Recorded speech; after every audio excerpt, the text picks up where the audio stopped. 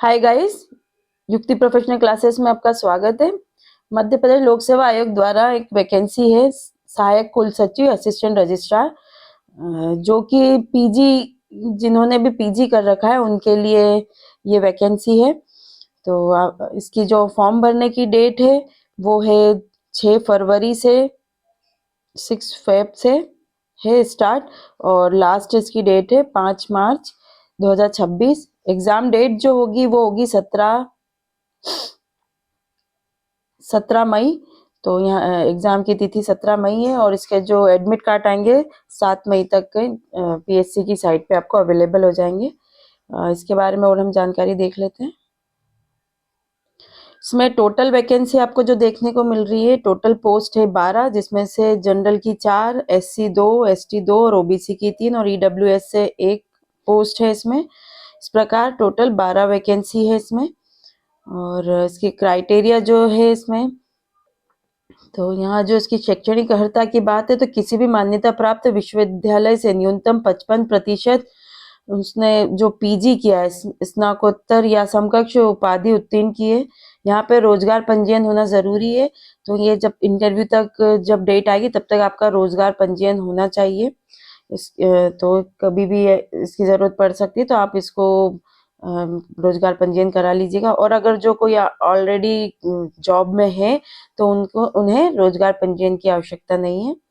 ठीक है, तो ये इसकी क्राइटेरिया। इसके सिलेबस की बात की जाए तो सिलेबस अभी आयोग ने इस पे अपलोड नहीं किया है, लेकिन हम लास्ट, क्योंकि ये विश्वविद्यालय से रिलेटेड पोस्ट है, तो यहाँ पे लास्ट जो इसका सिलेबस जो था हम उसके अकॉर्डिंग इसका सिलेबस देख लेते हैं।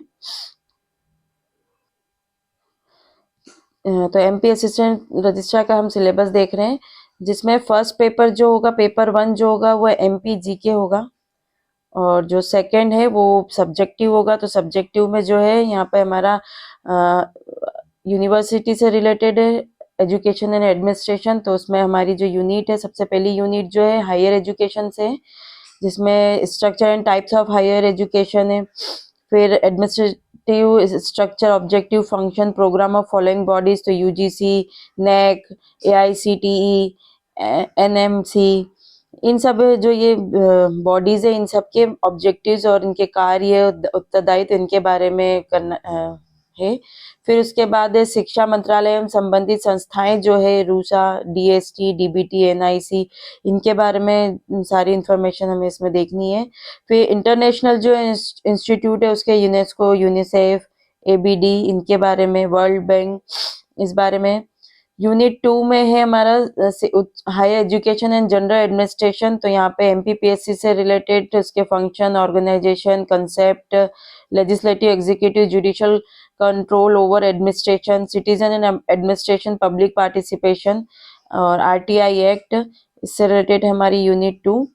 फिर इसमें आपको public service guarantee act, integrity and code of conduct देखने को मिलेगा। यूनिट 3 में है एकेडमिक एडमिनिस्ट्रेशन, जिसमें मध्य प्रदेश विश्वविद्यालय एक्ट है, उससे रिलेटेड संशोधन है, और ये सब आपको देखने को मिलेगा। रिसर्च अपॉइंटमेंट, ठीक है, कॉलेज अफिलिएशन, इसके बारे में। यूनिट 4 में है administration of higher education in Madhya Pradesh, तो मध्य प्रदेश में जो उच्च शिक्षा का प्रशासन है उसके बारे में। तो coordination of MP higher education department with UGC, NCT, UNESCO, इस सब के बारे में आपको देखने को मिलेगा।